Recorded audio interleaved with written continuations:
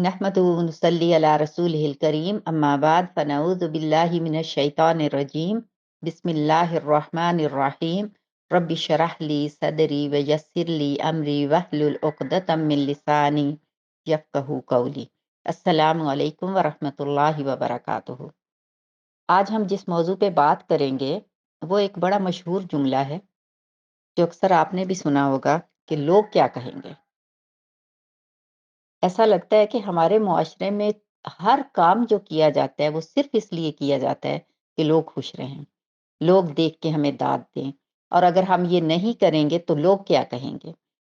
हालांकि सोचना ये चाहिए कि अल्लाह सुब्हानहू व तआला क्या कहेंगे अगर हम ये काम करेंगे। हम ये काम करेंगे तो अल्लाह सुब्हानहू व तआला नाराज होंगे या अल्लाह सुब्हानहू व तआला खुश होंगे, लेकिन इस चीज़ की कोई परवाह नहीं की जाती है। बाज़ औक़ात तो ये भी होता है कि रियाकारी, शोबाज़ी के ऊपर आप 5 मिनट, 10 मिनट बात करते हैं और बड़ी तवज्जो से आपके सामने वाला सुन रहा होता है और आपकी हाँ में हाँ मिला रहा होता है, और जिस वक़्त आप अपनी बात ख़त्म करते हैं तो उस वक़्त एक जवाब आता है, लोग क्या कहेंगे? आप जो कह रहे हैं वो बिल्कुल सही कह रहे हैं, लेकिन हमने इस मुआशरे में रहना है, अगर हम ऐसे करेंगे तो लोग क्या कहेंगे? और ये लोग क्या कहेंगे वाला जो जुमला है, इसने लोगों को मकरूज़ भी किया है, लोगों को खुदकुशी करने के ऊपर मजबूर भी किया है, लोगों को कत्ल करने पे मजबूर किया है, ज़िंदगियाँ तबाह हो जाती हैं, घर तबाह हो जाते हैं। इस एक हमारे जो सोच है कि लोग क्या कहेंगे। मैंने अक्सर देखा है बाहर के कंट्रीज़ में कि जो गरीब लोग बेचारे सफाई कर रहे होते हैं और बाज़ औक़ात वो जॉब करके जैसे बलदिया वग़ैरह की जॉब करके और उसके बाद घरों में काम करते हैं। इंडियन, पाकिस्तानी और बांग्लादेशी, इन 3 कंट्रीज़ के। क्योंकि ये लोग क्या कहेंगे और ये सारा शो ऑफ सबसे ज़्यादा ये हमारे सब कॉन्टिनेंट में है। तो जब उनसे पूछा जाता है कि आप कब कब घर गए थे? तो वो कहेंगे 5 साल हो गए, 7 साल हो गए, 7 बहनें हैं, उनकी शादियाँ करनी हैं, उनका जहेज़ बनाना है। वो बेचारा बच्चा जो बाज़ औक़ात ज़्यादा उम्र लिखवा के 15-16 साल की उम्र में आया होता है, अपनी पूरी ज़िंदगी वो वहाँ पे गुज़ार देता है, अपनी पूरी ज़िंदगी मेहनत करते हुए दिन-रात वो गुज़ार देता है। किस लिए? क्योंकि माँ ने, बाप ने ये कहा हुआ होता है कि तुमने बहनों का जहेज़ बनाना है, बहनों की शादियाँ करनी हैं। अगर हम इनको अच्छी तरह से जहेज़ नहीं देंगे, तो इनका या तो रिश्ता नहीं होगा, और अगर रिश्ता हो भी जाता है, अक्सर औक़ात मैंने खुद देखा है, मेरे अपने मुशाहिदे की बात है कि सिर्फ़ इसलिए कि लोग क्या कहेंगे, इन्होंने बेटी को क्या दिया, बेटी को जहेज़ देना होता है। अगर बाप के पास है और वो तोहफ़े के तौर पे बेटी को कुछ देते हैं तो कोई हर्ज नहीं है, ज़रूर दें आप अपनी बेटी को। लेकिन जिस पे फ़र्ज़ नहीं है, आपके बेटे पे फ़र्ज़ नहीं है कि वो आपकी बेटियों को कि वो बहनों की शादियाँ करे, बहनों को गाड़ियाँ दे, बहनों को घर दे, या बहनों चलें जहेज़ ही अगर इतना ज़्यादा नहीं भी है, तो जहेज़ तो देते हैं ज़रूर कि नहीं अब वहाँ जाएगी तो वो ससुराल में बातें होंगी। हालाँकि ये आपका फ़र्ज़ नहीं है, वो लड़का जो उसे ब्याह कर लेकर जा रहा है, ये उसका फ़र्ज़ है कि सब कुछ वो करे। और बाज़ औक़ात उसकी अच्छी जॉब भी होती है, अच्छे खाते-पीते लोग होते हैं।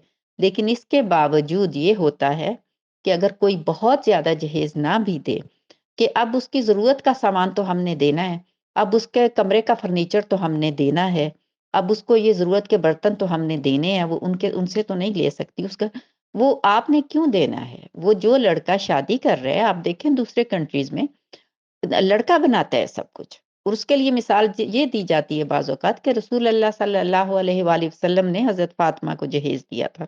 नंबर 1 तो ये कि वो जहेज़ था क्या? उस पे भी गौर करें। और नंबर 2 ये कि वो मुख्तलिफ़ रवायात में मुख्तलिफ़ चीज़ों का पता चलता है कि बाज़ रवायात में ये आता है कि हज़रत अली रज़ी अल्लाह अन्हु ने जो महर दिया था 500 दिरहम, या बाज़ रवायात में है 480 दिरहम, उन्होंने अपनी ज़िरा बेची थी और वो महर दिया था, उस महर से वो सामान खरीदा गया था। क्योंकि रसूल अल्लाह सल्लल्लाहु अलैहि वसल्लम हज़रत अली के भी सरपरस्त थे, तो इस लिहाज से उन्होंने जो मेहर था उससे कहा कि ये घर का सामान खरीद लें, क्योंकि उनके घर में कुछ ऐसा नहीं था, कोई सामान नहीं था इस्तेमाल के लिए, तो सिर्फ आज इस्तेमाल की मामूली चीजें दी थी। और बिलफर्ज अगर अपने पास से दिया भी था तो रसूल अल्लाह सल्लल्लाहु अलैहि वसल्लम ने جیسے کچھ روایات میں آتا ہے کہ رسول اللہ صلی اللہ علیہ وآلہ وسلم نے وہ چکی یا ایک جو کیا کہتے ہیں اسے ہمارے یہاں میٹرس سمجھ لیں، میٹرس ٹائپ کی جو بھی چیز ہوتی تھی بچھانے کے لیے یا تکیا جو کچھ بھی دیا تھا، رسول اللہ صلی اللہ علیہ وآلہ وسلم نے اپنے پاس سے دیا تھا۔ تو یہ کہاں سے آ جاتا ہے کہ آپ قرض لیں، آپ اپنی بعض اوقات اپنی پوری زندگی کا کی کمائی جو ہوتی ہے وہ ایک بچی کے جہیز پہ خرچ کر دیں، اور بعض اوقات آپ اپنے بیٹوں کو مقروض کر دیں اور وہ ان کی شادیاں نہیں ہوتی ہیں، 40-40 سال کے ہو جاتے ہیں، وہ کماتے رہتے ہیں اور بیٹیوں کا جہیز بناتے رہتے ہیں۔ کس لیے؟ کہ ہماری بیٹی کی عزت نہیں رہے گی، اس لیے کہ لوگ کہیں گے شادی بہت اچھی کی ہے بیٹی کی، صرف اس لیے۔ کیا وہ آپ کی اولاد نہیں ہے جو بیچارہ کما رہا ہے؟ آپ اس کی ایک میں نے یہاں یہاں یہ بھی دیکھا ہے کہ 7-7 بہنیں ہوتی ہیں اور اکیلا بچہ کام کر کے، اکیلا لڑکا کام کر کے ان 7 کی شادی کرتا ہے۔ اور مائیں اتنی بے دردی سے وہ جہیز بنا رہی ہوتی ہیں کہ جیسے وہ بیچارہ جو محنت کر رہا ہے وہ تو ان کی اولاد ہی نہیں ہے، جو کچھ دینا ہے بچیوں کو دینا ہے۔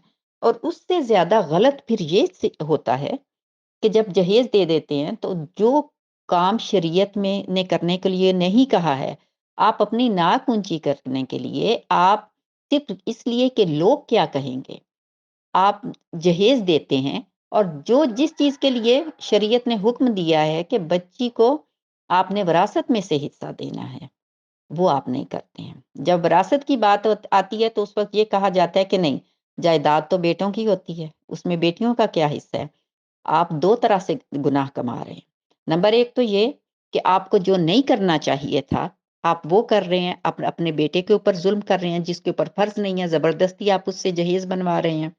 اور نمبر دو یہ کہ آپ اسراف کر رہے ہیں، آپ لوگوں کو کوئی بارات کا کسی قسم کا کوئی تصور نہیں ہے اسلام میں۔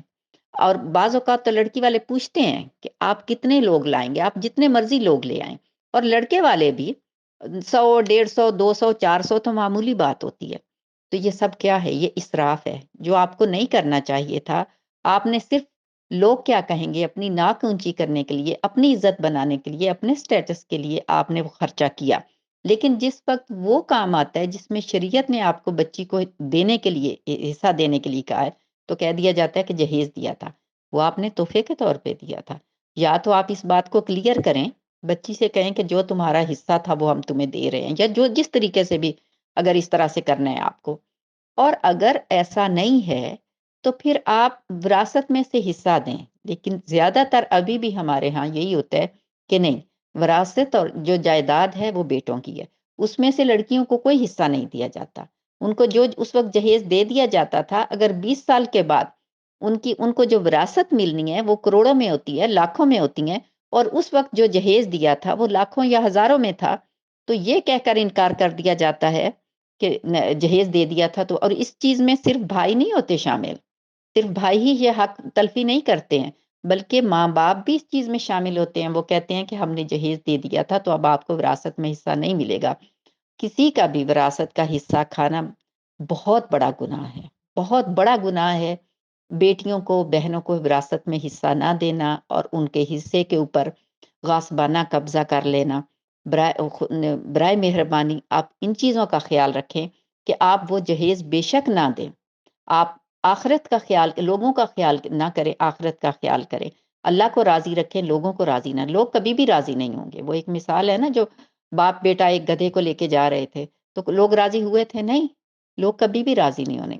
آپ کے ذہن میں صرف ایک چیز ہونی چاہیے کہ میرا اللہ کس چیز سے راضی ہوتا ہے، اور اللہ راضی ہوتا ہے جب شریعت کے مطابق بچیوں کو وراثت میں حصہ دیا جائے۔ جہیز یا وہ شادیوں کے کھانے، یہ ڈھولکیاں، یہ سب کچھ آپ بے شک نہ کریں۔ وہ سب کچھ کرنا لڑکے والوں کو پہ ہے کہ وہ ولیمہ کریں، آپ پہ نہیں ہے کہ آپ بارات میں 400-500 لوگ، اور بعض اوقات تو لڑکے والے جن کو زیادہ تر کو بلانا ہوتا ہے وہ بارات کے ساتھ ہی لے آتے ہیں کہ بعد میں ولیمہ میں کم لوگ ہوں گے۔ ایسی کسی اتنی بڑی بارات کا کوئی تصور نہیں ہے اسلام میں۔ میرے پاس ایک ڈرائیور تھا، وہ 7 سال تک چھٹی نہیں گیا تھا، کراچی سے تھا، اور کراچی کی ٹکٹ یہاں بعض اوقات بہت سستی 500-400 درہم میں مل جاتی ہے۔ میں نے اس سے وجہ پوچھی تو اس نے بتایا اس لیے کہ میری والدہ کہتی ہیں کہ جب تم آؤ گے تو سب بہنوں کے لیے، شادی شدہ بہنیں تھیں، سب بہنوں کے لیے سونا لے کے آنا ہے، یعنی سونے کے زیور سب کو گفٹ دینے کے لیے لے کے آنا ہے۔ کیونکہ ہمارے ہاں یہی رواج ہے کہ جب باہر سے جاتے ہیں تو سب بہنوں کو گفٹ دیتے ہیں، گولڈ کا کچھ نہ کچھ دیتے ہیں۔ اور میرے پاس ابھی اتنا پیسہ نہیں ہے، وہاں پاکستان میں اس کی 2 بیویاں تھیں اور 3 بچے تھے، لیکن وہ سالوں تک صرف اس لیے نہیں گیا کہ اس کو پورے خاندان کے لیے گفٹ لے کے جانے تھے، اور خاص طور سے بہنوں کے لیے اس کو زیور لے کے جانا تھا۔ السلام علیکم ورحمۃ اللہ وبرکاتہ۔